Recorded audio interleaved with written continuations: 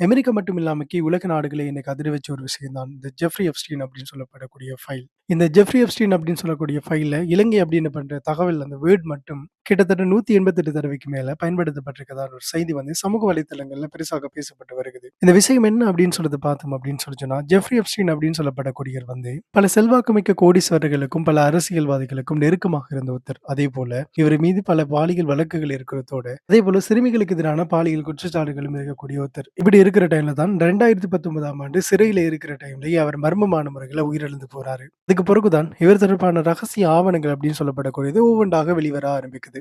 அமெரிக்காவின் நீதித்துறையினால் வெளியிடப்பட்ட ஆயிரக்கணக்கான பக்கங்களை கொண்ட இந்த ஃபைல்ல பல நாடுகள பெயர்களோட சேர்த்து பல இடங்கள பெயர்கள், அதே போல பல நபர்கள பெயர்களும் இதுல உள்ளடக்கப்பட்டிருக்குது. இதுல இலங்கை அப்படின்னு சொல்லப்படக்கூடிய நம்ம நாட்டோட பெயரும் சில காரணங்களால இடம்பெற்றிருக்கலாம் அப்படின்னு சொல்லி சில ஆய்வாளர்கள் சில கருத்துக்களை முன்வைக்கிறாங்க. எப்ஸ்டீனுடைய தனிப்பட்ட விமானமான லொலிட்டா எக்ஸ்பிரஸ் அப்படின்னு சொல்லப்படக்கூடிய அந்த ஜெட் விமானம் எங்கெங்கெல்லாம் பயணம் செஞ்சிருக்கு அப்படின்னு சொல்லக்கூடிய அந்த பயண குறிப்புகள்ல ஒருவேளை இலங்கையின் பெயரும் பயன்படுத்தப்பட்டிருக்கலாம் அப்படின்னு சொல்லி ஆய்வாளர்கள் சொல்றாங்க. அதே போல எப்ஸ்டீனோட நிதி ஆலோசகராக இருந்ததாலேயும் ஆசிய நாடுகள்ல அவர் செய்த முதலீடுகளாக இருக்கலாம், இல்லைன்னா சொத்துக்கள் தொடர்பான விவரங்கள்ல இலங்கையின் பெயரும் அதிக அளவுல குறிப்பிடப்பட்டிருக்கலாம் அப்படின்னு சொல்லி நம்பப்படுகிறது. இலங்கைக்கும் எப்ஸ்டீனுக்கும் தொடர்பு இல்ல வேறு ஏதாச்சும் ஒரு நபர் அப்படி இல்லைன்னு சொல்லி சொன்னா தொழிலதிபர் என்ற பெயர் அதுல விவாதிக்கப்பட்டிருக்கலாம் அப்படின்னு சொல்லி ஆய்வாளர்கள் குறிப்பிடுறாங்க.